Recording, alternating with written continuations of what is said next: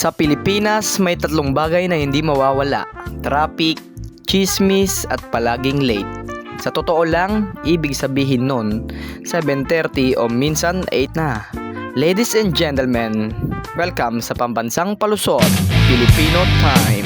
Sabi ng mga history nerd, nagsimula raw to noong panahon ng Kastila. Ang misa laging late, ang opisyal laging late, at kung hindi ka late, baka ikaw pa ang masabihang masyadong masipag. Suspicious. Fast forward sa modern times, birthday party na ang start 6 PM pero darating ang bisita 8 PM. Meeting na 1 PM, may grace period hanggang 1:30. At kapag tinanong mo kung bakit, sagot lang ay, sorry, traffic. Oo, traffic, pero sino ba talaga ang may kasalanan? EDSA o ikaw na umalis 15 minutes before? Sa psychology, tinatawag itong cultural trait. Relax, flexible, non-confrontational, o sa madaling salita, mamaya na. At dahil dito, nanonormalize na ang pagiging late. Kung may Olympic sport para sa pagiging late, siguradong Pilipinas ang world champion. Pero teka, cute culture quirk lang ba ito?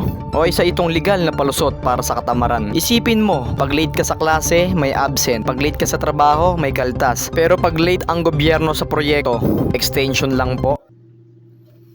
Kaya tanong, dapat ba nating ipagmalaki ang Filipino time? O panahon na para itapon ito sa basura ng kasaysayan? Ikaw na ang humusga.